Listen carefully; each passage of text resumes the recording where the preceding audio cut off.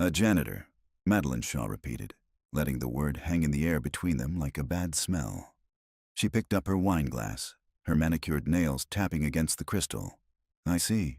So, while I spend my days building a global empire, you spend your nights polishing the floors it's built on. Tyler Holt met her gaze without flinching, the sting of her words dulled by years of practice. It's a steady job, he said, his voice even. It means I'm always there to pick up my daughter, Daisy, from school. That's what matters. Madeline gave a tight, dismissive smile, her eyes already scanning the restaurant for her escape. Of course, she said, her tone making it clear she thought the opposite. A family man. She placed a credit card on the table with an air of finality, ending the disastrous date and, with it, any thought of the man sitting across from her. The waiter, sensing the Arctic shift in the atmosphere, hurried over. Is everything all right, Miss Shaw? Perfectly fine, Arthur. The evening has just reached its natural conclusion. She stood, the silk of her blouse whispering as she smoothed it down. The garment probably cost more than Tyler's monthly rent. Her gaze performed a final, cold sweep over him. Our mutual friend Chloe has a rather eclectic sense of humor. Now Tyler understood the setup. Chloe had been evasive about what Madeline did for a living, describing her only as a force of nature. To Madeline, Chloe had described him as grounded, a man who was solid to the core. Both descriptions were true, but they were truths from different universes. Chloe, in a naive and hopeful gesture, had omitted their professions, hoping they might connect as people before their statuses built a wall between them. The gesture had just backfired in spectacular fashion. Chloe means well, Tyler said, the words tasting like sawdust. Perhaps. Madeline's attention was already gone, captured by the vibrating phone in her hand.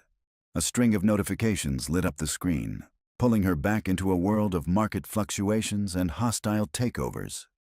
Enjoy your janitorial duties, Tyler. She turned and walked away without a second look, her heels clicking a sharp, authoritative rhythm on the polished floor. Tyler sat alone at the table, the half-eaten bread basket and 2 glasses of expensive wine looking like relics from a failed treaty negotiation. He wasn't angry. Anger was a luxury, an energy better spent on packing Daisy's lunch or fixing a squeaky floorboard. What he felt was a familiar, bone-deep weariness of being measured against a ruler he had no interest in using. He picked up the bill, slid Madeline's platinum card back to her side of the table, and pulled his own worn leather wallet from his back pocket. He'd learned long ago not to accept a thing from people who looked down on him. After paying, he walked out into the cool night air. The city was a glittering web of light and ambition. He dialed the number that mattered most. Everything okay, dear? Mrs. Gable's voice was a warm blanket. Everything's fine, Tyler lied smoothly. Date's over. How's Daisy? Any trouble? Not a peep. She's fast asleep, dreaming of dragons, I imagine. You have a good one, Tyler. A real angel. A genuine smile finally touched his lips. Yeah, she is. I'm heading to my shift now. I'll see you in the morning. He ended the call as a black town car purred to the curb across the street. Madeline emerged from the restaurant and slid into the back seat, the door closing with a soft, expensive thud. The car melted into the river of headlights. Inside, Madeline's fingers flew across her phone screen, firing off emails. A janitor. Chloe had set her up with a janitor. The sheer absurdity of it was an insult. A familiar coil of restless anger tightened in her gut. It was too early to go back to her sterile penthouse. Sleep was out of the question. Change of destination, she said, her voice sharp. Take me to the Obsidian Point. Work was the only cure for this agitation. She would bury her frustration under a mountain of quarterly reports. An hour later, Tyler swiped his ID card at the service entrance of the same building. The 50-story tower of black glass and steel pierced the night sky, a monument to a world he only serviced. He changed into his gray overalls in the deserted locker room, the familiar scent of industrial cleaner a strange sort of comfort. His life was built on routines, and there was a quiet strength in that. His shift began on the lower levels. The vast, silent lobbies gleamed under his buffer, reflecting a distorted, faceless man in gray. He worked his way up, floor by silent floor. He knew the building's secrets. The service elevators not on the official blueprints, the ventilation ducts big enough to crawl through, the schematics hidden in maintenance closets. He knew its bones. As he reached the 40th floor, he paused, looking out the panoramic windows at the city spread below. From up here, you couldn't tell the difference between a CEO and a janitor. Finally, he reached the 48th floor. The top. A single name was etched in frosted glass on the suite door. Shaw Industries. He wondered if she was up there right now, building her empire. He could almost feel her presence, a hum of restless energy vibrating down through the steel. He shook his head, pushing the thought away. He had a job to do. He was just turning his cart toward the service elevator when a low, deep rumble vibrated through the soles of his boots. It wasn't a sound, more of a feeling. A sudden, violent shudder from the building's core. The lights flickered, flickered again, and died, plunging the entire floor into absolute, suffocating darkness. For a heartbeat, there was only silence. Then, a distant, muffled roar echoed up from the depths of the tower. A split second of weightlessness followed the shudder. The emergency lights, designed to kick in during a power failure, flickered on for a brief, hopeful moment before a secondary tremor, sharper this time, shook the tower, and they died with a faint pop.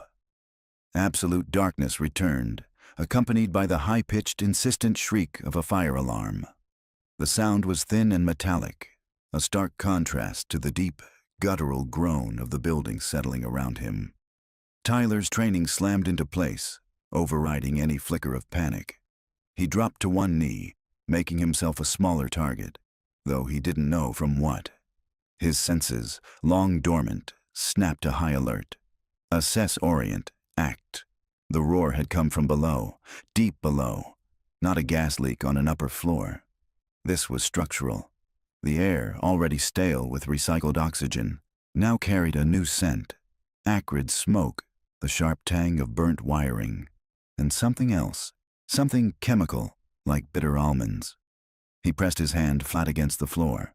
A steady, low-frequency vibration hummed through the concrete. The building was alive, and it was in pain. Inside her penthouse office, Madeline Shaw was thrown from her chair as the first tremor hit. Her laptop skidded across the vast expanse of her desk, crashing to the floor. "What in God's name?" she muttered, her initial reaction one of pure annoyance. A power surge? In the most technologically advanced building in the city? Unacceptable. She'd have the entire facilities management team fired by dawn. When the darkness fell, her annoyance curdled into confusion. Her office, usually a beacon of light against the night sky, was a black void. Her phone, her lifeline to the world, had no signal. The emergency intercom on her desk, a direct line to security, was dead. She felt her way to the door, her hands tracing the cool, smooth wood until she found the handle. It wouldn't turn. A heavy, metallic thud echoed from the hallway as a fire shutter slammed down, sealing her in. "Hello?" she called out, her voice sounding small and thin in the oppressive silence. "Is anyone out there?" The only answer was the rising shriek of the alarm. A thin gray tendril of smoke curled under the door, ghostly and silent in the faint moonlight filtering through her floor-to-ceiling windows. That's when the fear, cold and sharp, finally pierced through her armor of command and control. She was trapped. In the corridor, Tyler was already moving. He didn't need light. He had walked these halls hundreds of times. He knew every turn, every corner, every alcove. He moved with a practiced economy of motion, one hand trailing along the wall for guidance. The main elevators were death traps. The service elevator he'd just been using was likely out. That left the stairs. He reached the fire escape door, pulling the heavy handle. It opened with a groan of protesting metal. The stairwell was a concrete chute of darkness, but the air was marginally clearer. Down. The only logical direction was down. Get to the ground floor, get outside, get to a phone. He had to call Mrs. Gable. He had to know Daisy was okay. The thought of his daughter was a sharp, physical pain in his chest, a motivator more powerful than any instinct for self-preservation. He started down the stairs, taking them two at a time, his janitor's work boots making soft, rhythmic sounds against the concrete. He descended past the 47th floor, the 46th. The smoke was getting thicker, a choking fog that clawed at the back of his throat. He pulled the collar of his overalls up over his nose and mouth. He reached the 45th floor landing and paused, his hand on the railing. He could hear something now, faint and distant above the alarm. A series of panicked shouts, the sound of someone banging on a metal door. But his focus was singular. Daisy. Get out. Get to Daisy. He took another step down, and then stopped cold. Shaw Industries. The 48th floor. He pictured her face in the restaurant, the casual cruelty in her eyes as she dismissed him. His life. Everything he stood for. She was arrogant, cold, and unpleasant. She wasn't his problem.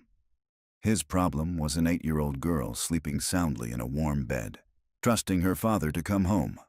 He took another step down. Leave no man behind. The words echoed in his head, an old creed from a different life, a life of dust and sun, and the shared bond of survival. It was a rule etched into his soul, a principle he'd seen men die for. She wasn't a soldier. This wasn't a battlefield.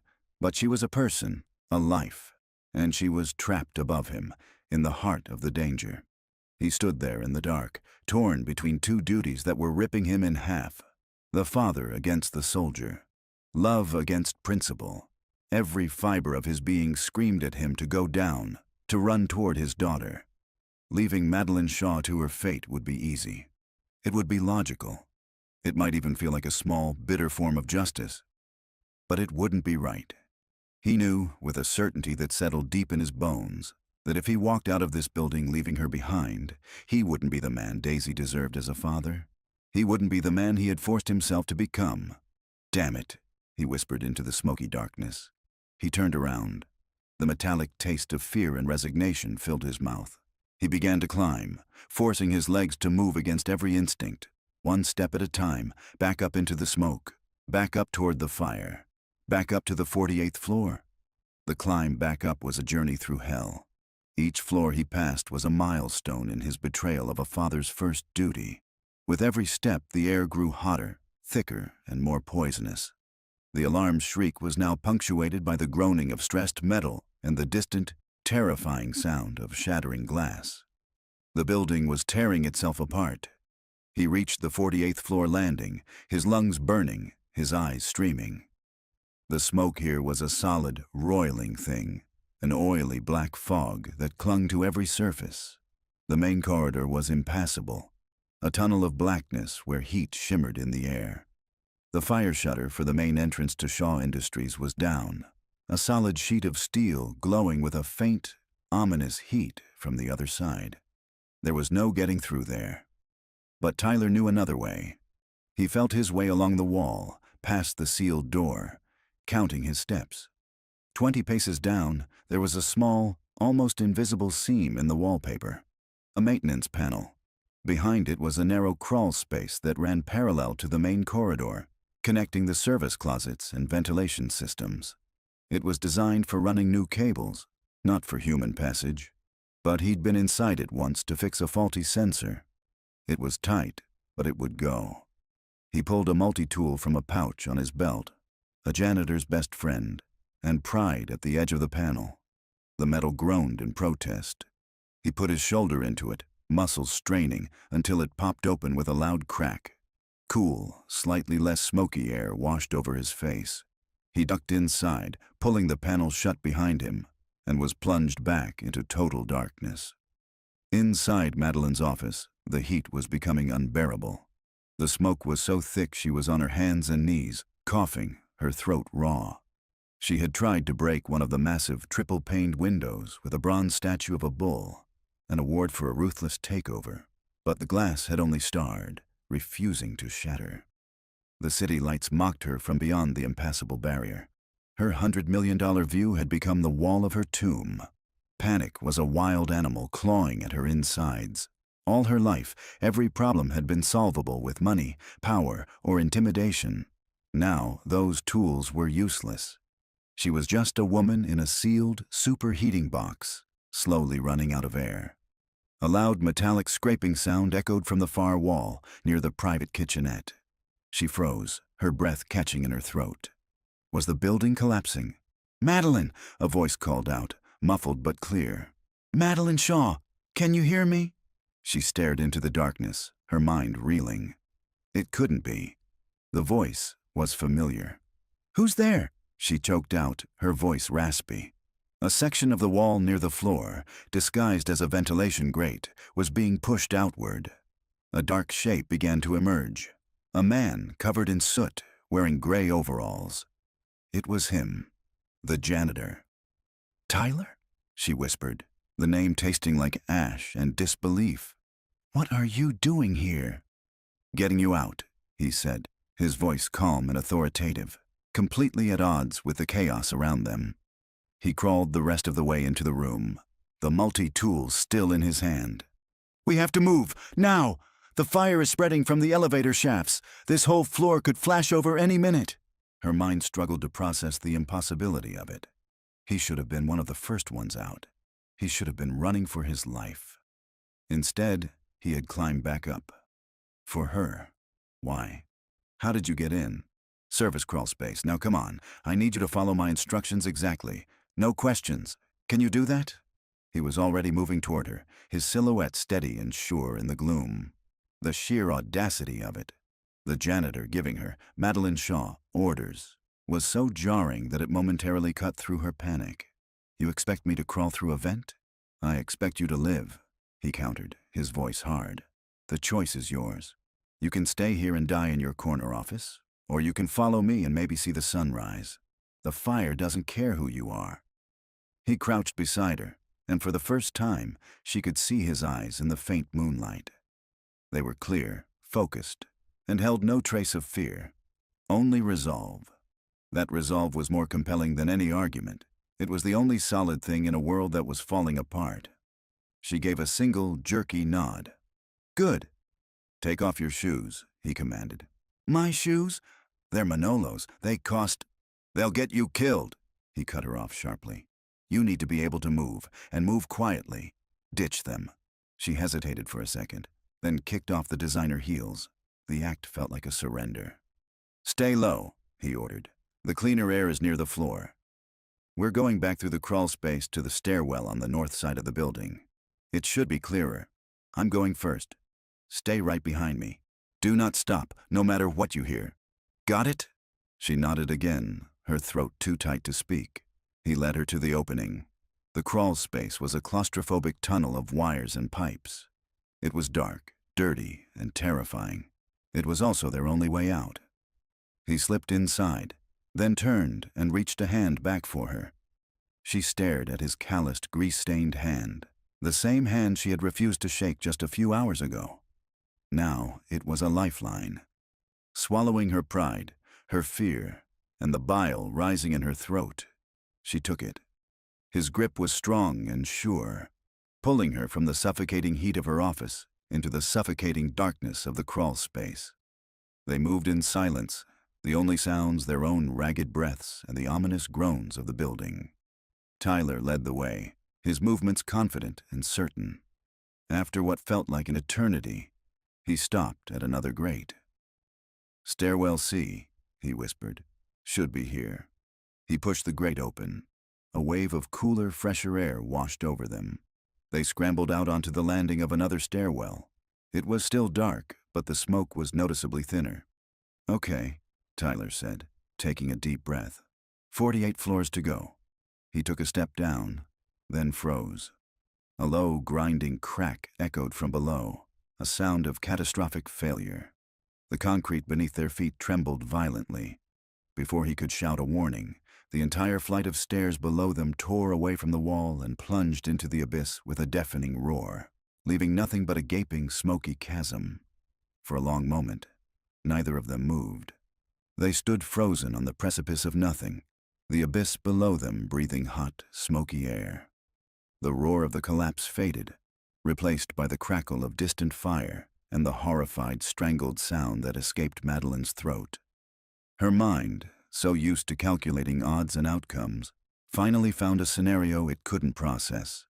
Complete and utter hopelessness. "We're dead," she whispered, her voice a hollow shell of its former authority. She sank to her knees, the rough concrete scraping her stockings, her body finally surrendering to the terror that had been circling her for the last hour. "It's over. We're trapped." Tyler didn't waste time with comforting lies. He grabbed her by the arm, his grip hard and insistent, and hauled her back to her feet. "Get up," he ordered, his voice a low growl that cut through her despair. "You can die later. Right now, you move." "Move where?" she cried, gesturing wildly at the chasm. "There's nowhere to go." "She's right," he said, looking not at the drop, but at the ceiling. "We don't go down. We go up." She stared at him, bewildered. "Up? To what?" "The roof," he said, his mind already working, processing new variables, formulating a new plan. "There's a helipad. Emergency access. If there are first responders, that's where they'll look first. It gets us out of the smoke and into the open air. It's our only shot." The logic was simple, brutal, and terrifying. To go up, they had to go back into the inferno of the 48th floor, back through the crawl space. "No," Madeline breathed, shaking her head. "I can't. Not back in there." "You can and you will," Tyler said, his face inches from hers. Soot smudged his features, but his eyes were like chips of steel. "I didn't climb 48 floors for you to give up now. We are getting off this roof. Do you understand me?" He wasn't asking. He was telling her. The soldier had taken over completely. She saw something in his eyes then, a deep, unwavering certainty that defied the chaos around them. It was the look of a man who had faced worse and survived. It was the only thing in this entire nightmare that felt real. She gave a numb, trembling nod. "Good. Let's go." He led her back to the crawlspace grate. The heat radiating from the main corridor had intensified. He peered through the opening into her former office. Flames were now licking at the far wall, greedily consuming the expensive leather chairs and polished mahogany. They had maybe minutes before the entire suite was engulfed. "It's going to be hot," he warned. "We have to cross the main floor to get to the central server room. The roof ladder is in there. Stay low and stay right on my heels." They crawled back into the office. The heat was a physical blow, stealing the air from their lungs. Tyler didn't hesitate. He moved in a low crouch, his head on a swivel, scanning the room like a predator. He pointed toward a bank of cubicles. "Through there. It'll give us cover from the worst of the heat." They moved through the maze of the open-plan office, a hellscape of melting computers and burning paperwork. Madeline's world, the one she had built with ruthless precision, was being erased before her eyes. The air was a toxic soup of burning plastic and chemicals. She stumbled, her bare feet slipping on a piece of melted debris. A cry of pain escaped her as a shard of hot plastic sliced into her soul. Tyler was on her in an instant, pulling her behind a large metal filing cabinet. "You hurt?" he asked, his voice low and urgent. "My foot," she gasped, tears of pain and frustration welling in her eyes. Without a word, he ripped a strip of fabric from the sleeve of his own overalls.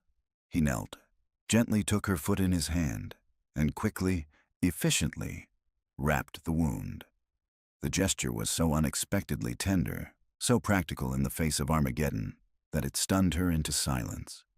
He wasn't gentle, but he was careful. "It'll hold," he said, pulling her back up. "We're almost there." They reached the server room door. It was a heavy, reinforced steel door with a sleek, dark keypad next to it. No power. The electronic lock was dead. "It's a magnetic lock," Madeline said, her voice hoarse. "We can't open it without power." Tyler ignored her. He was studying the frame, the hinges, the small gap between the door and the wall. Then his eyes landed on a heavy-duty fire extinguisher mounted on the wall nearby. He lifted it from its bracket. It was heavy, a solid steel cylinder. "Stand back," he said. He reversed the extinguisher, gripping the nozzle and hose. He braced himself, then swung the heavy base like a battering ram, aiming for the spot right next to the handle where the maglock was housed. The first blow landed with a deafening clang that echoed through the burning office. The door shuddered but held. "It won't work," Madeline shouted over the din. Tyler didn't listen. He swung again and again. Each blow was precise, powerful, and focused on the exact same spot. Sweat poured down his face, mixing with the soot. He was a machine of pure, focused intent. On the fifth strike, there was a sharp crack of tortured metal. The lock mechanism shattered. The door swung inward into the cool, dark server room. Inside, the air was clean and blessedly cold. The insulated room a sanctuary from the inferno outside. Racks of silent, dead servers stood like monoliths in the darkness. And against the far wall, a simple steel ladder was bolted to the concrete, ascending to a square hatch in the ceiling. "Go," Tyler said, breathing heavily, nudging her toward it. "Get moving." Madeline didn't hesitate.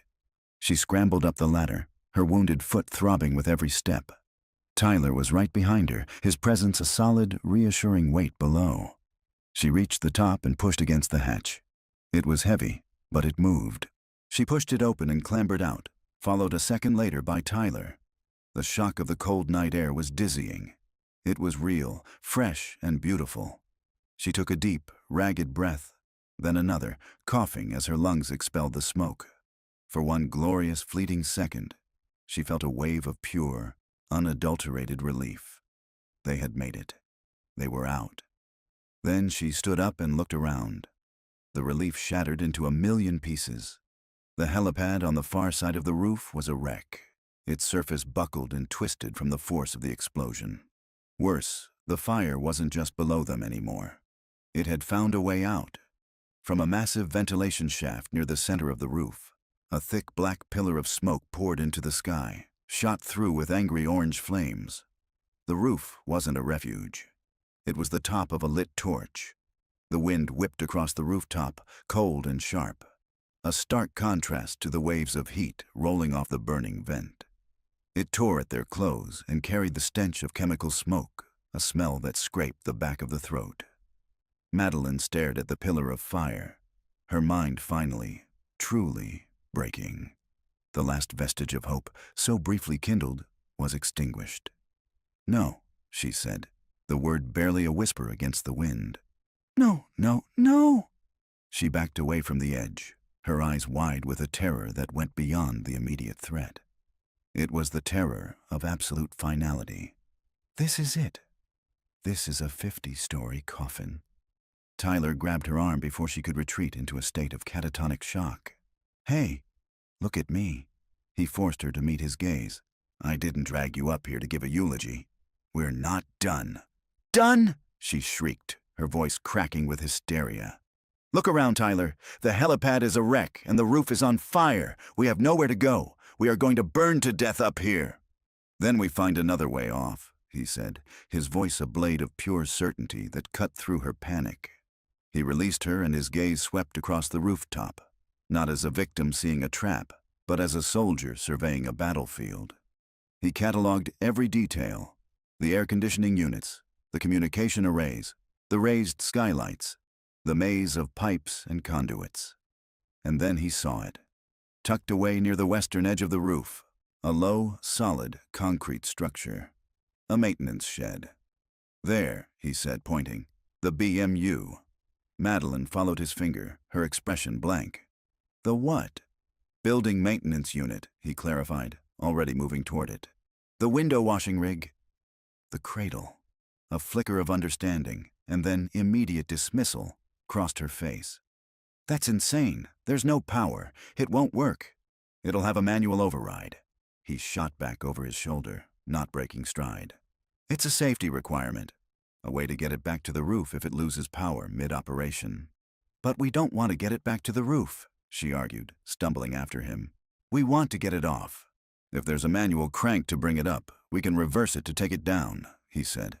The logic was simple, desperate, and the only thing they had left. The path to the shed was treacherous. They had to pass within 30 feet of the main vent, which was now spewing embers along with the smoke. The heat was intense, a physical force that blistered the skin. "When I say go, you run." Don't stop until you reach that shed, Tyler commanded, positioning himself between her and the worst of the heat. Ready? Go! He gave her a push and she ran, her bare, bandaged foot screaming in protest. She didn't look back. She could feel the heat scorching her hair, the air so hot it felt like swallowing glass. She threw herself against the cold concrete of the shed, just as Tyler came up behind her, his face grim. The shed door was secured with a heavy-duty padlock. It might as well have been the door to a bank vault. Madeline slumped against the wall, her breath coming in ragged sobs. Locked. Of course it's locked. Tyler didn't answer. He was already working, pulling his multi-tool from his belt. He tried to pick the lock, his fingers surprisingly nimble despite their size, but the mechanism was too complex. Not going to work, he grunted, stepping back. He scanned the door again. His eyes narrowed in concentration. Okay, new plan. He handed her the fire extinguisher he'd used to break down the server room door, which he'd carried with him to the roof. When I get the door open a crack, I need you to wedge the nozzle in as hard as you can. Can you do that? She looked at the extinguisher, then back at him, confused. How are you going to? He was already at the side of the shed, straining against a long steel pipe that was part of the roof's railing system. With a groan of protesting metal, he managed to bend it back and forth until a section, nearly 6 feet long, broke free with a loud crack. It was heavy, but it was a lever. He jammed one end of the pipe into the seam of the door, near the hinges. Get ready, he grunted, putting all his weight on the free end. The steel door moaned, then buckled slightly. A tiny gap appeared. Now, he yelled.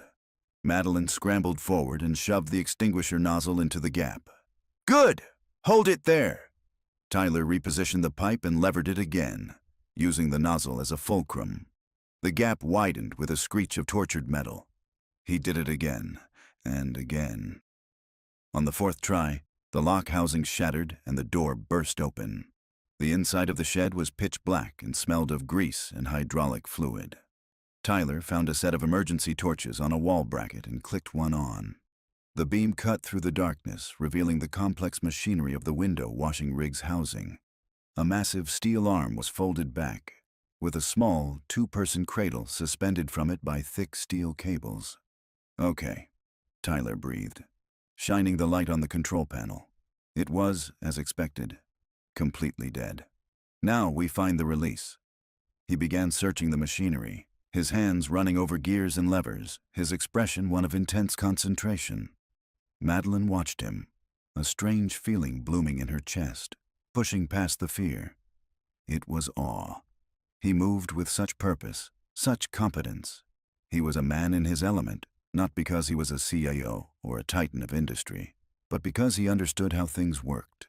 He understood failure points and stress tolerances, leverage and mechanics. The world she had dismissed as mundane and insignificant was now the only world that mattered. How do you know this? She asked, her voice quiet. How do you know what to do? He didn't look up from his work. I was a combat engineer in the Army. My job was to build things, fix things, and blow things up. After that, part of being a janitor is knowing how the building breathes. You learn where all the bones are, the parts nobody else ever looks at. His words were not an accusation, but a simple statement of fact, and they landed with more force than any insult. Ah, he said suddenly. Here we are. His light settled on a heavy, recessed wheel with a handle that folded out from its center. Manual crank. This will move the arm. He found another lever nearby, painted bright red. And this should be the brake release. He put his shoulder into the crank and turned. It barely budged. He braced his feet, every muscle in his back and arms straining. Slowly, with an agonizing groan, the massive steel arm began to move, unfolding from its housing and extending out over the edge of the building. Okay, he panted, sweat dripping from his chin. Get in the cradle. Move to the far side. Keep your weight balanced. She climbed into the small metal cage, her heart pounding against her ribs. It felt flimsy, a tiny, insignificant thing dangling over a 50-story drop. Tyler finished positioning the arm, then climbed in after her, his weight making the cradle dip alarmingly. He leaned out, his hand on the red brake lever. This is it, he said, looking at her, his eyes serious. "It's going to be a rough ride. Whatever happens, do not stand up and do not rock the cradle. Understand?" She could only nod, her hands gripping the safety rail so tightly her knuckles were white. Tyler took a deep breath. "Here we go." He pulled the lever. There was a loud clank, and then a stomach-lurching drop of about 5 feet as the slack in the cables went tight. Madeline screamed, her eyes squeezed shut. The cradle swung violently, slamming against the side of the building with a deafening screech of metal on glass. Then, slowly, terrifyingly, it began to descend, scraping its way down the face of the burning skyscraper. The world became a symphony of shrieking metal. The cradle wasn't descending smoothly. It was a controlled fall, a terrifying scrape against the skin of the building. With every floor they passed, the sound of metal grinding against glass and steel was a physical assault. Madeline kept her eyes squeezed shut, her knuckles white bone against the safety rail. The dizzying sight of the city lights wheeling below was too much to bear. She focused on the only two solid things in her universe, the feel of the cold steel under her hands and the sound of Tyler's steady breathing beside her. He was a rock in the heart of the storm. He worked the brake lever with a focused precision. His body braced against the side of the cradle, using his own weight to keep the descent from becoming a free fall. The muscles in his forearms were corded with strain. He wasn't looking down at the street, 50 stories below. He was looking up at the cables, at the arm of the crane, at the burning roof they were leaving behind. He was constantly assessing, anticipating the next failure point. "Open your eyes," he said, his voice calm but firm, not taking his eyes off the cables. "I can't," she breathed, her voice a thin thread of sound. "You have to. I need you to be my lookout on this side. Tell me if you see any debris, anything sticking out from the building that could snag us." It was a command, not a request, and some deeply ingrained part of her, the part that responded to authority, obeyed. She forced her eyes open, blinking back tears. They were passing the 42nd floor. Through the windows, she could see offices twisted into surreal landscapes of fire and shadow. A chair, still burning, was fused to a melted desk. Papers, caught in a thermal updraft, danced like fiery ghosts against the glass. It was a glimpse into the grave they had just escaped. She forced herself to look away from the fire and focus on the sheer face of the building. "It looks clear," she managed to say, her voice trembling. "Good. Keep watching." They descended another 10 floors in an agonizingly slow, jarring procession. The scraping sound was their constant companion. The cradle would lurch, slide, catch, and then lurch again. Each sudden movement sent a fresh spike of adrenaline through Madeline's system. She was operating on pure, frayed nerve endings. "Your daughter," she said suddenly, the words tumbling out before she could stop them. She needed to say something, anything, to fill the terrifying silence between the groans of metal.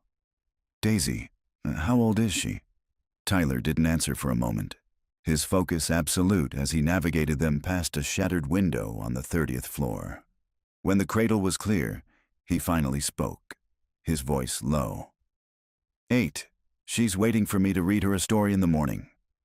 The simple domestic detail was so profoundly out of place in their current reality that it hit Madeline with the force of a physical blow. A story. While they were dangling from a steel thread on the side of a burning skyscraper, a little girl was sleeping, waiting for her father to come home and read to her.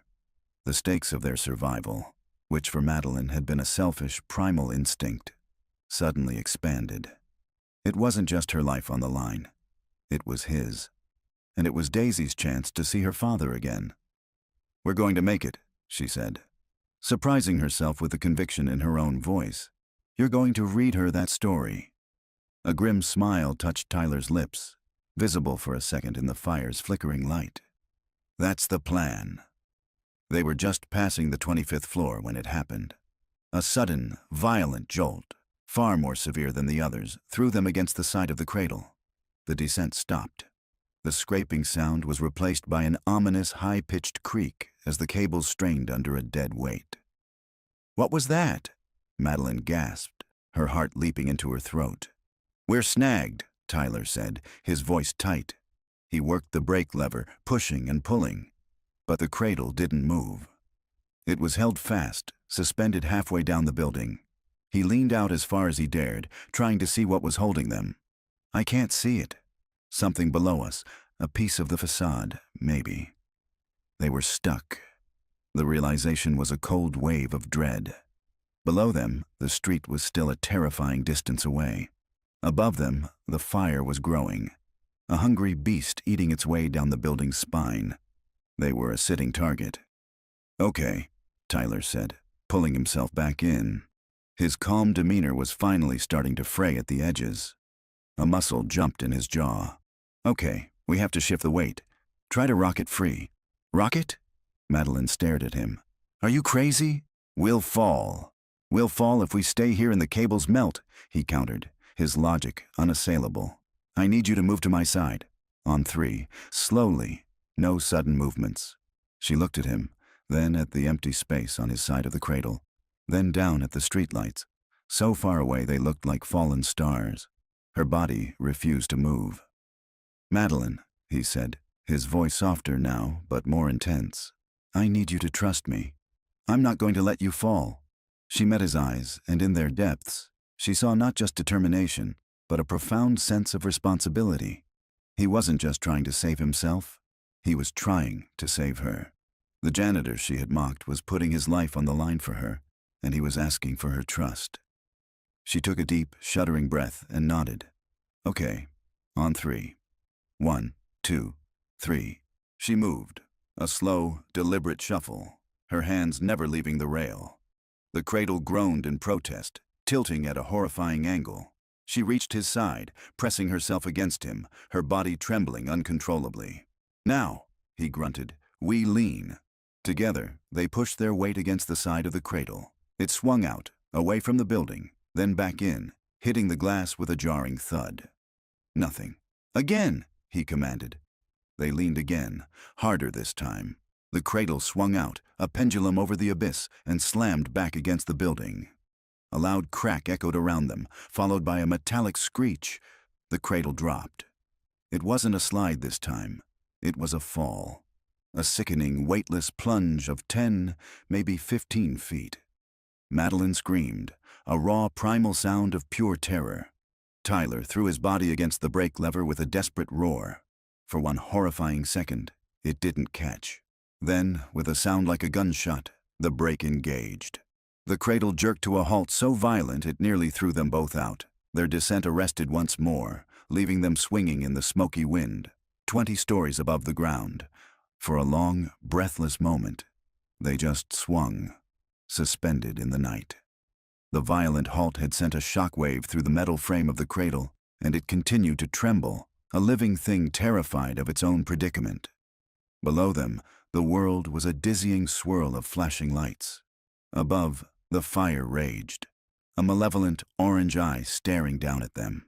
Madeline was plastered against Tyler, her face buried in his shoulder, her body racked with tremors that had nothing to do with the cold. The scream had torn itself from her throat, leaving it raw and bleeding. She was gasping for air, each breath a painful, ragged sob. Tyler didn't move. He kept his body pressed against the brake lever, his entire weight holding it in place, his knuckles white. He was listening, not to Madeline's panicked gasps, but to the cradle itself, to the high-pitched pinging of the over-tightened cables, to the groan of the brake mechanism that had just saved their lives. "It held," he said, his voice a low, rough rasp. The brake held. Madeline lifted her head slowly, her eyes wide and unfocused. She looked at him, then at the lever he was still pinning with his body. There was a dark, spreading stain on the shoulder of his gray overalls where he'd thrown himself against the steel. "You're bleeding," she whispered, her voice stripped of all its former ice, leaving only a fragile, human core. He glanced down, his expression unreadable. "It's nothing, just a bruise." He slowly, carefully began to release the pressure on the lever. The cradle gave a terrifying lurch, dropping another 6 inches with a sickening clank before catching again. He froze, his entire body rigid. "Okay," He breathed out. Okay, the gear is stripped. It'll hold our weight, but it won't release smoothly anymore. What does that mean? She asked, her voice shaking. It means the next 20 floors are going to be a series of short, controlled drops, he said, his gaze fixed on the mechanism. It's going to be rough. Rougher than before. She just stared at him. He had a gash on his shoulder. His face was a mask of soot and sweat. And he was talking about continuing their insane descent as if it were a minor inconvenience. She could see the emergency vehicles below now, swarming the base of the building like insects. She could make out the tiny figures of firefighters and police officers. They were so close. And yet, 20 stories might as well have been a mile. They see us, she said, a new fragile hope rising in her chest. Look, they see us! On the street below, a commotion was erupting. Spotlights swiveled up, pinning their tiny, swinging cage in cones of brilliant white light. A collective gasp seemed to rise from the crowd that had gathered behind the police barricades. They were a spectacle. A news helicopter was already hovering at a safe distance, its camera a single, unblinking eye. That's good, Tyler said, though his voice was tight with strain. But they can't get to us up here. The ladders don't reach this high. We have to get ourselves down. He looked at her, his eyes cutting through the chaos. I need you to get back to your side of the cradle. We have to balance the weight. The thought of letting go of him, of moving in their fragile cage, was terrifying. But the trust she'd given him 20 floors above had solidified into something hard and real. He hadn't let her fall. She nodded, her movements stiff and clumsy, and shuffled back to her side. Okay, he said, taking a firm grip on the lever. I'm going to release it and try to catch it again almost immediately. It's going to feel like we're falling. Don't scream. It won't help. Ready? She wasn't ready. She would never be ready. But she braced herself, gripping the rail, and gave a single, sharp nod. He pulled the lever. The world dropped out from under them. It was a 5-foot plunge of pure, heart-stopping terror. Madeline bit down on her lip so hard she tasted blood, stifling the scream that clawed at her throat. The cradle hit the end of its slack with a bone-jarring slam that rattled her teeth. Then Tyler, with a pained grunt, re-engaged the brake. They came to another shuddering halt. They were 5 feet closer to the ground. See? He panted, his voice strained. It works. That was your plan, she asked, her voice incredulous. To fall down the building? The plan is to survive, he shot back. It's all we've got. And so began the most terrifying journey of her life. A descent measured not in feet or floors, but in a series of controlled heart attacks. Drop, slam, halt. The rhythm was brutal, punishing. With each drop, the building rushed up to meet them. With each halt, their bodies were thrown against the steel cage. But with each one, the sirens got louder, the flashing lights grew brighter, and the shouts from the street below became more distinct. Somewhere around the 10th floor, Tyler's strength began to flag. She could see the tremors in his arms as he fought the lever, the sheer, brute force it took to arrest their fall each time. The gash on his shoulder was bleeding more freely now, the dark patch growing larger. Let me help, she said. He shook his head, his jaw clenched. No, I have a feel for it. You could overcorrect. Tyler, you're hurt. You can't do this alone. I have to, he said, his words clipped. He took a deep breath, braced himself, and pulled the lever again. Drop, slam, halt. 8th floor, 7th. They could see the faces of the firefighters now, upturned and anxious. A ladder was being extended from a massive truck, its arm reaching, but it was still too short. Just a little more, Tyler muttered, more to himself than to her. Come on, just a little more. He pulled the lever. They dropped to the 6th floor, then the 5th. The top of the ladder was almost parallel with them now, a tantalizing 10 feet away. A firefighter in full gear was climbing, a safety line clipped to his belt. One more, Tyler grunted, his face pale with exhaustion. This is the last one. He pulled the lever with the last of his strength. The cradle dropped, and this time, something was different. A high-pitched screech accompanied the fall, and the cradle didn't just drop. It tilted, one side dipping precariously as a cable finally gave way. They weren't just falling, they were tipping over, Tyler threw himself against the brake, not with control, but with raw, desperate force. The gear caught with a final grinding shriek of protest, and then shattered, but not before arresting their fall one last time. The cradle hung there, suspended at a sickening angle, a broken toy dangling by a single thread, level with the fourth floor.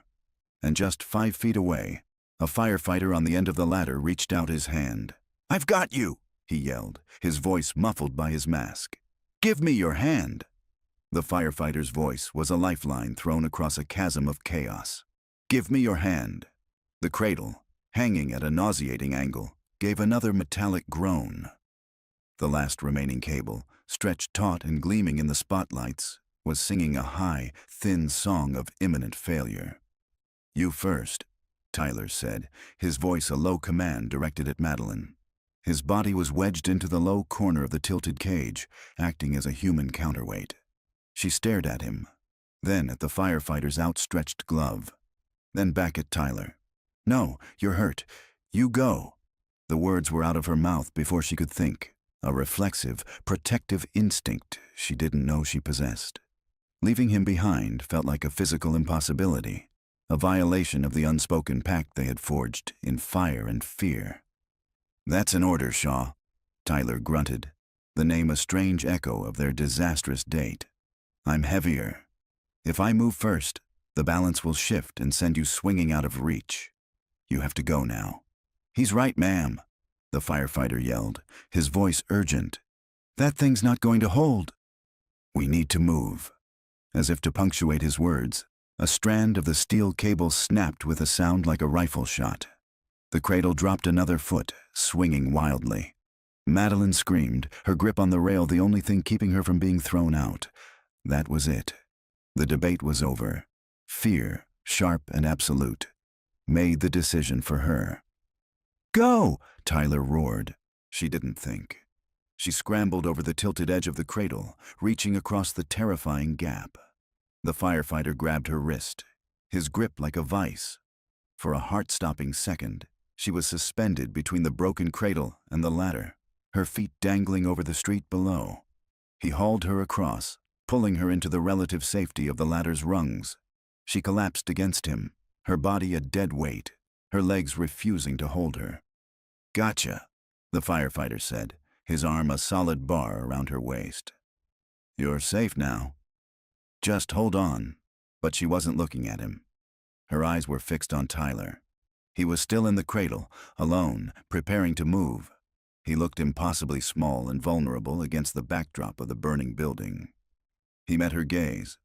For a fraction of a second, the world fell away. The sirens, the shouts, the roaring fire, and there was only the silent, desperate communication between them. He gave her a single, sharp nod. "I'm coming." Then he moved. He didn't climb. He launched himself, a powerful, desperate leap from the tilting edge of the cradle toward the ladder. It was a movement of pure, explosive force. The last of his reserves poured into a single life-or-death gamble.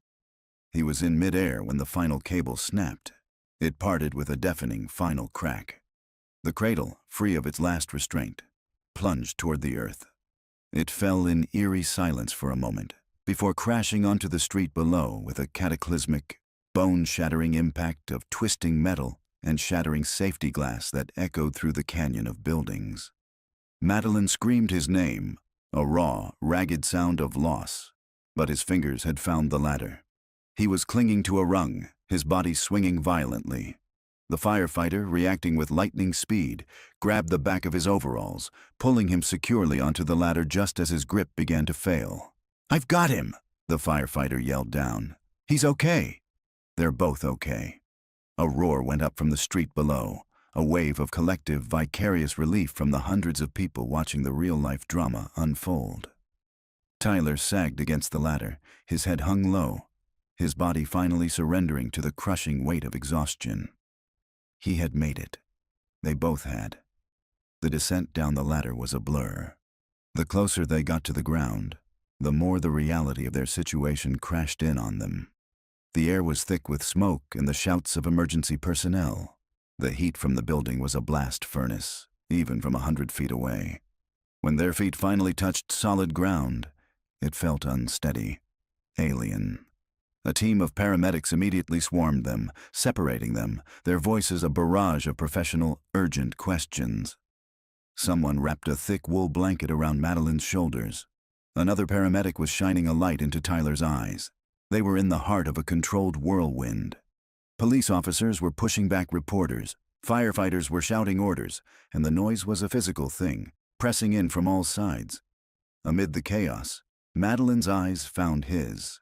He was sitting on the bumper of an ambulance, a paramedic trying to assess the wound on his shoulder.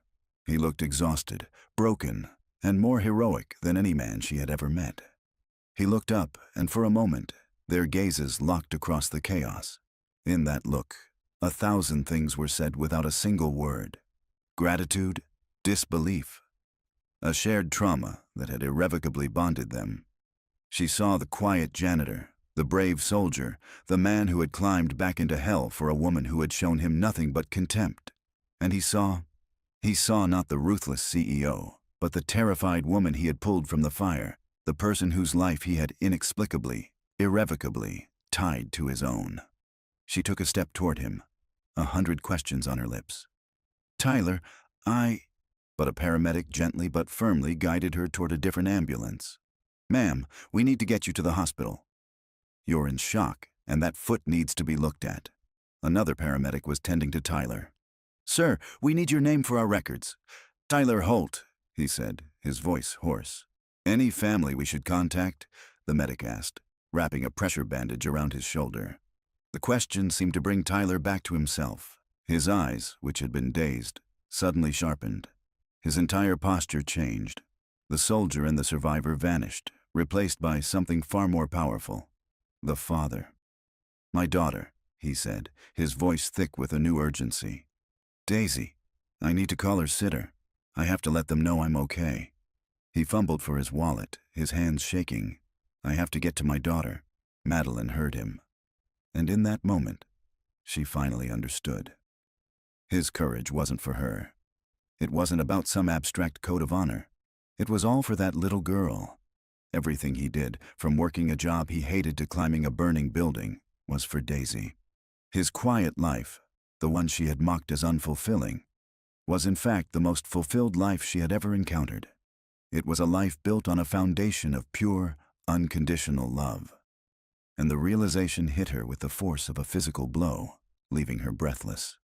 "We have to go, ma'am," her paramedic said, guiding her into the ambulance. "Wait," she protested, looking back at Tyler. "I need to talk to him." But it was too late. The doors of her ambulance were closing, shutting him out. Through the rear window, she watched as they loaded him into his own ambulance.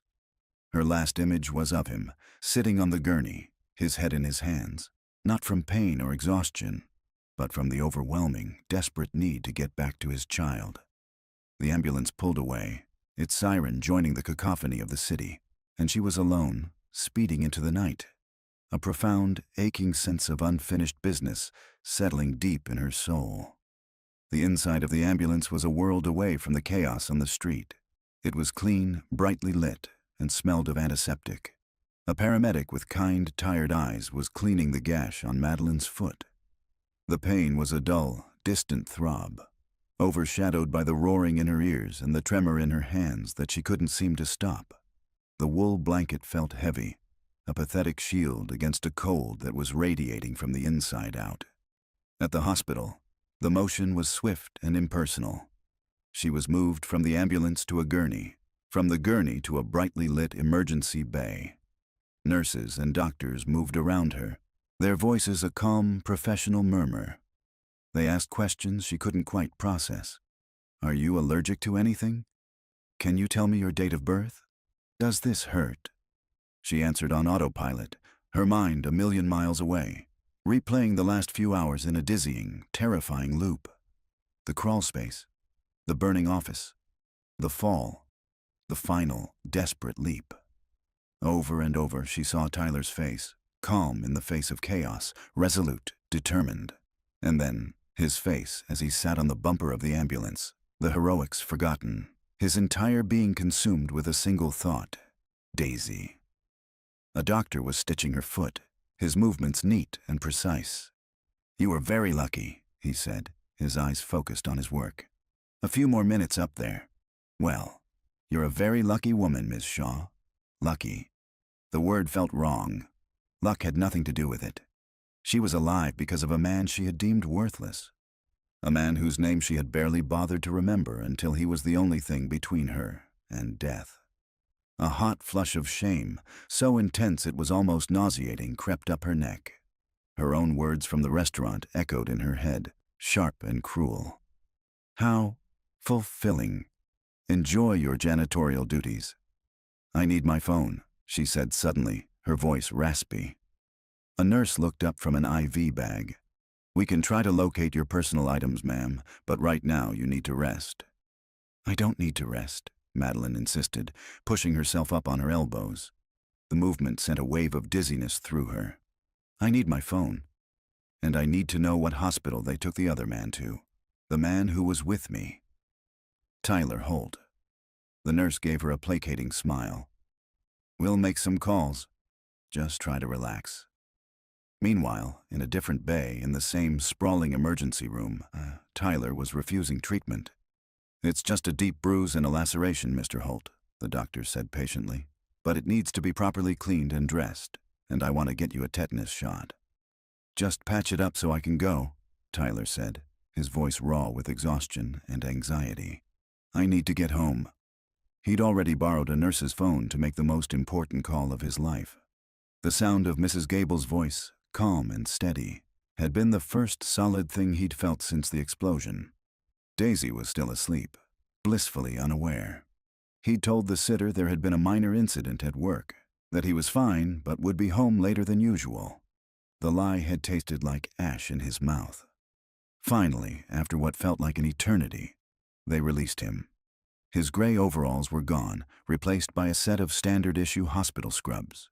His shoulder was bandaged, his face was clean, and he felt like a ghost. He took a cab home, the pre-dawn sky beginning to lighten in the east. When he quietly let himself into his small apartment, Mrs. Gable was waiting for him. "Oh, Tyler," she whispered, her eyes taking in his appearance. "I'm okay," he said, his voice cracking. "Is she—" "Fast asleep," she said softly. He walked past her, down the short hallway to Daisy's room, and pushed the door open a crack. In the soft glow of her dinosaur nightlight, he could see her small form, curled up under her blankets, her breathing slow and even. She was safe. The sight of her, so peaceful and untouched by the night's horror, finally broke him. A deep, shuddering breath escaped him, and he leaned his forehead against the doorframe, the strength that had carried him through the last 6 hours draining out of him all at once. In her private hospital room, Madeline was watching the news. Her face was on every channel. A grainy cell phone video showed the cradle's terrifying descent. A news helicopter's thermal imaging showed the fire gutting the upper floors of her building.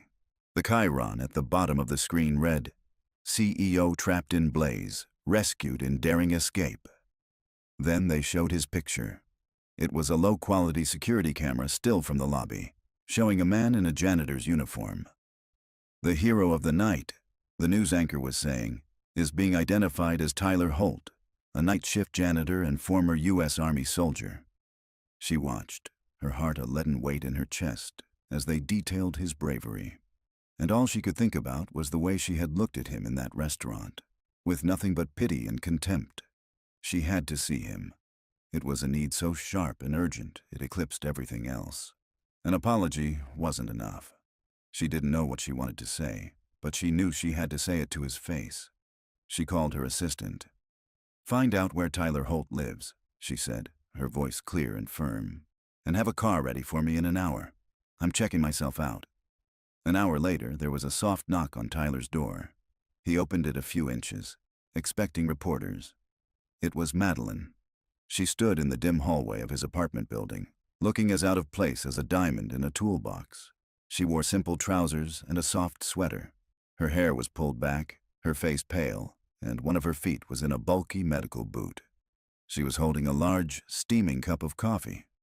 "What are you doing here?" he asked, his voice weary. I had to.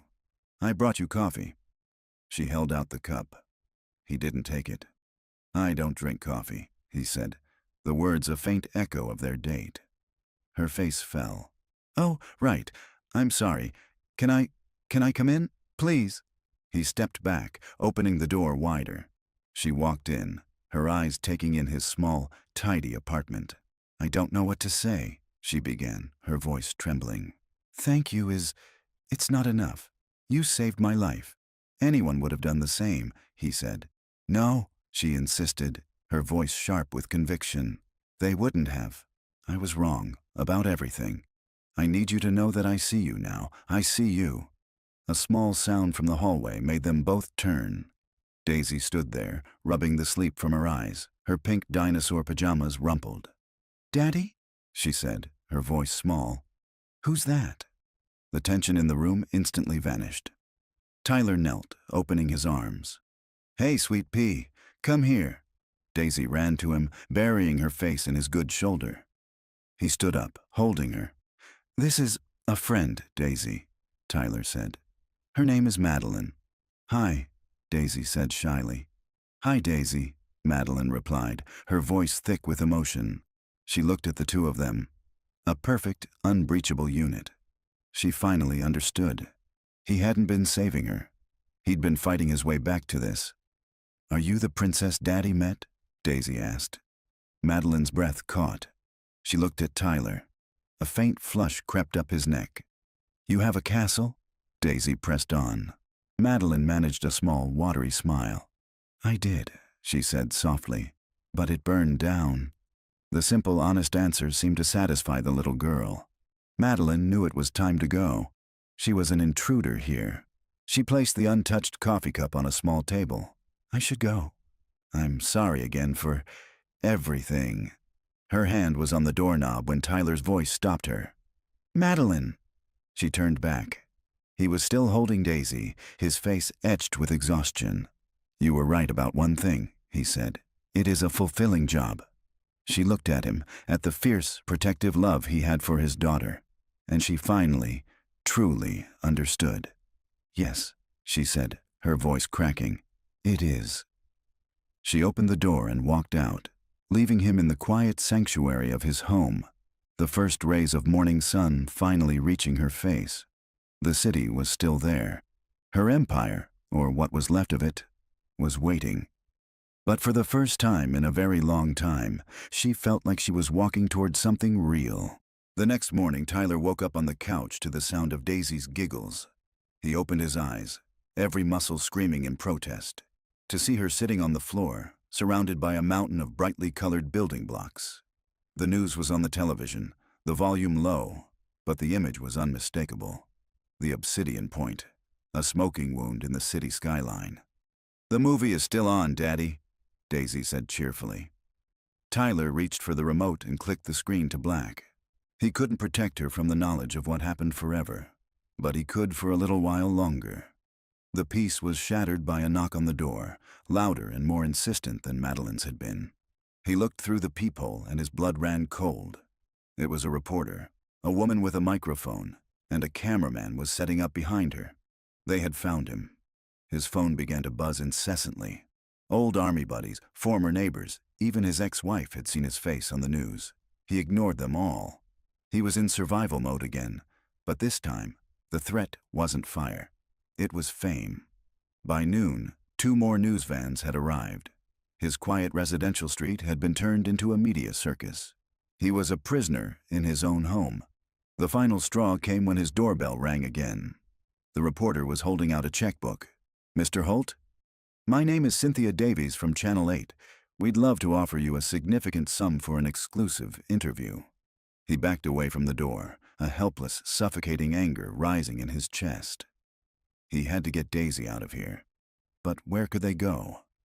His phone rang, an unlisted number. He almost ignored it, but something made him answer.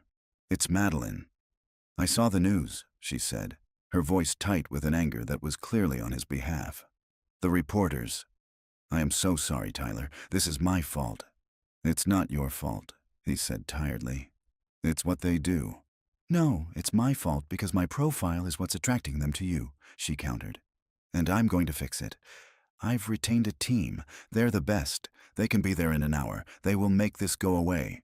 But they can't act without your permission. Tyler's first instinct was to refuse.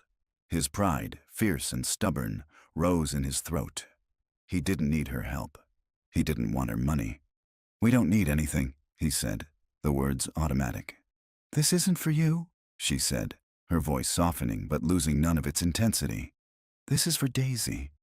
Think about her, Tyler. She can't play outside. She can't go to school. She's a prisoner in her own home because of a choice I made, and a choice you made. You chose to save me. Let me choose to protect your daughter's childhood. Please. He closed his eyes. She had aimed her argument at the one weak point in his armor. He looked into the living room. Daisy was holding up a drawing for him to see. It was a picture of a smiling janitor next to a princess with a gold crown. The fight went out of him. Okay, he said, his voice barely a whisper. Okay, Madeline. For Daisy. The team that arrived was not what he expected.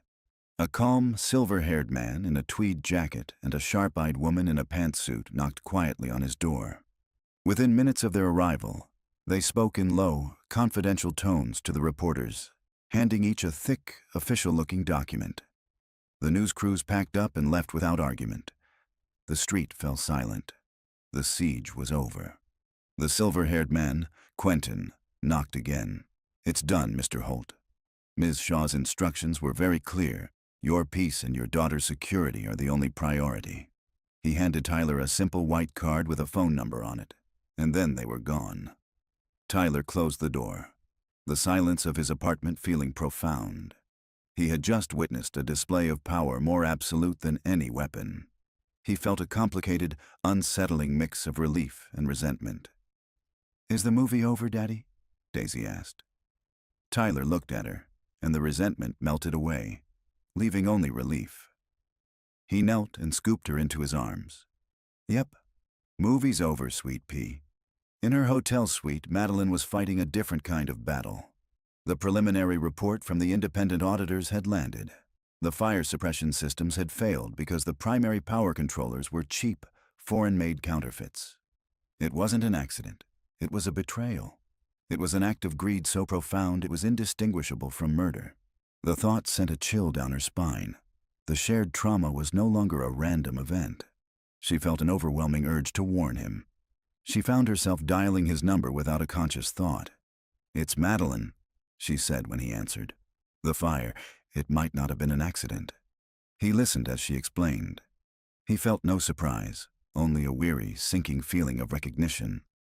Your address is public record now, she continued, her voice urgent. Whoever did this might see you as a loose end, a way to get to me. A cold dread crept up his spine. He looked at Daisy, who was humming to herself as she set up a tea party for her teddy bears. What do you want me to do, Madeline? He asked. I want you to let me help, she pleaded. I own a property an hour north of the city. There's a guest house. It's small, quiet, and behind a gate. No one would ever find you there. Please, do this for Daisy. She deserves a place where she can play outside without you having to look over your shoulder. He was already shaking his head, his pride rebelling. I can't accept that. Don't think of it as accepting anything, she said quickly. Think of it as a strategic relocation, a safe house, until this is over. He looked at his daughter, laughing as she poured imaginary tea. Madeline had aimed her argument at the one weak point in his armor. He closed his eyes, the fight draining out of him, replaced by a grim, reluctant acceptance. His life in this small apartment was over. Okay, he said, the word tasting like defeat and surrender. For Daisy. The guest house was from another world. It was a small two-bedroom cottage built of old stone and warm wood, nestled in a grove of oak trees a quarter-mile from the main estate house, which was a distant, scaffold-covered silhouette. A small stream gurgled nearby. For the first time in days, the only sounds were the wind in the trees and the cheerful chirps of birds. Daisy fell in love with it instantly. For her, it wasn't a safe house. It was a fairy tale cottage. She ran through the small, beautifully furnished rooms, claiming the one with a window seat that looked out over a wildflower meadow. For the first time since the fire, Tyler saw the genuine, uncomplicated joy return to his daughter's face. The knot of tension in his own chest, a knot he hadn't even realized was there, began to loosen. Madeline had been true to her word. A car had picked them up discreetly from the back of his apartment building. They had arrived with nothing but a few hastily packed bags, but the guest house was fully stocked. The pantry was full. The closets held new, simple clothes in their sizes, and the bookshelf in Daisy's room was filled with classic children's stories. The generosity was staggering, and it made Tyler deeply uncomfortable. He felt like a kept man, a project. But every time he looked at Daisy, running barefoot through the soft grass outside, her laughter echoing in the clean country air, his pride dissolved. Madeline had been right. This wasn't for him. It was for her. 3 days later, Madeline's car crunched up the gravel driveway. Tyler was on the small porch, watching Daisy try to catch butterflies. He stood up as Madeline got out of the car. She wasn't dressed like a CEO. She wore jeans, a simple white shirt, and a pair of riding boots. She looked younger, less formidable. "Hi," she said, her voice a little hesitant. She was holding a small, brightly wrapped gift. "Hi," he replied. The awkwardness of their new reality hung between them. He was a guest, or a charity case, on her land. Daisy, seeing the visitor, ran over. "It's the princess!" she squealed. A faint blush colored Madeline's cheeks. "Hi, Daisy. I brought you something." She handed the gift to the little girl. It was a beautiful, professional-grade sketch pad and a set of colored pencils. "Wow, thank you." Daisy hugged Madeline's legs, a gesture of pure, unthinking affection that seemed to startle the CEO. Madeline stood rigidly for a moment before her hand came down to rest, awkwardly at first, on Daisy's hair. "You're welcome," she said, her voice a little thick. They spent the afternoon in a strange, tentative dance of normalcy. Daisy showed Madeline her new room and the drawing she'd made of a butterfly. Madeline, in turn, showed a surprising knowledge of different butterfly species.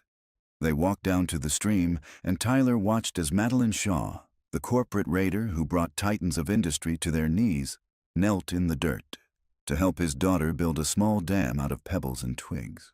Later, after Daisy had gone inside to draw in her new sketch pad, they sat on the porch. "I found him," Madeline said, her voice low and hard. The change was immediate. The soft afternoon persona vanished, replaced by the CEO. "It was my COO, Henderson. He was in deep with some very bad people. Gambling debts. Vector Systems was a shell company they used to funnel money. He signed off on the counterfeit parts to cover his tracks. He knew they were substandard, but he never thought they'd fail so catastrophically. He thought he was just skimming a few million off the top." "What happens to him now?" Tyler asked. "He's in federal custody. He'll be in prison for the rest of his life," she said, her voice devoid of triumph. She just sounded tired. "It's over, Tyler. The threat is gone. You're safe." The words should have been a relief, a release, but instead, they felt like an eviction notice. He was free to go. He could pack up their bags, thank her for her charity, and go back. But go back to what? The small apartment now felt like a cage. His job as a janitor, once a source of quiet stability, now felt like a life he had outgrown. The fire had burned away more than just a building. It had burned away the man he used to be.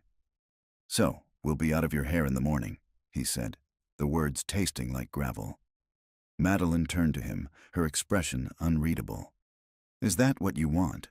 "It's your house," he said, looking away, out at the trees. "It's a house," she corrected him gently. "It's just property. It's not a home." She paused. "I spend my life acquiring things, Tyler. Buildings, companies, assets. I thought that's what building a life meant. I never understood that a life is something you build with people. The way you have with Daisy." She stood up and walked to the edge of the porch. "I'm selling Shaw Industries," she said quietly. "Or what's left of it. I'm done. I want to build something else. Something that matters." She turned back to face him. "This estate, it's been in my family for generations, but it's been neglected. The grounds are overgrown, the main house needs a complete overhaul. The machinery in the barns hasn't run in 20 years. It needs a caretaker, someone who knows how things work, someone who knows how to fix things that are broken. She was offering him a job, a life. Not out of pity, not out of debt, but because she saw him, his skills, his character, and she valued them. "I don't need charity, Madeline," he said, his voice rough with pride. "This isn't charity," she countered, her eyes meeting his. "This is a partnership. I'm good at making plans and finding resources. You're good at making things real. We could rebuild this place. Together." He looked at her, really looked at her. He saw the woman from the restaurant, the woman from the fire, the woman who knelt in the dirt with his daughter. They were all the same person, someone who had been trapped in a tower of her own making long before the fire ever started. He thought of his life before the fire, a life of quiet survival, of keeping his head down. He had survived, but he hadn't truly been living. The fire had changed that. It had forced him to be more than just a janitor, more than just a father. It had forced him to be the man he was always meant to be. A year later, the guest house was still their home. The main house on the hill was slowly coming back to life, its windows no longer dark and empty. From the porch, Tyler could hear the distant, happy shrieks of Daisy playing in the meadow with her two new best friends, a golden retriever puppy and Madeline. He was wearing grease-stained jeans and an old t-shirt, his hands calloused from work he loved. He spent his days restoring the estate's old machinery, his nights reading stories to his daughter, and his weekends in a quiet, comfortable companionship with a woman who was slowly, carefully, learning how to build a home instead of an empire. Madeline looked up from the meadow and saw him watching. She smiled, a real, unguarded smile that reached her eyes. He smiled back. They were two survivors, scarred and changed by the fire, who had found something unexpected in the ashes. They had learned that true strength wasn't about the heights you could climb, but about having the courage to climb back down. It wasn't about invulnerability. It was about the quiet, fulfilling work of rebuilding, piece by piece, a life worth living. Together. And that's a wrap on this story. But the conversation doesn't have to end here. Let us know down below what part of the world this reached today, and maybe one word that says how it made you feel. It's incredible to think we're creating this sort of map of emotions together. What we're trying to do here is build a home for stories that actually matter. Stories about getting back up, about forgiveness, and that quiet kind of strength. If you want to help us build it, a subscription and a simple like goes a very long way. It tells the world that these stories are wanted, and it helps them travel to places we could never reach alone. I'm just so grateful you chose to spend your time here. Until we meet in another tale, try to be the kindness you want to see out there.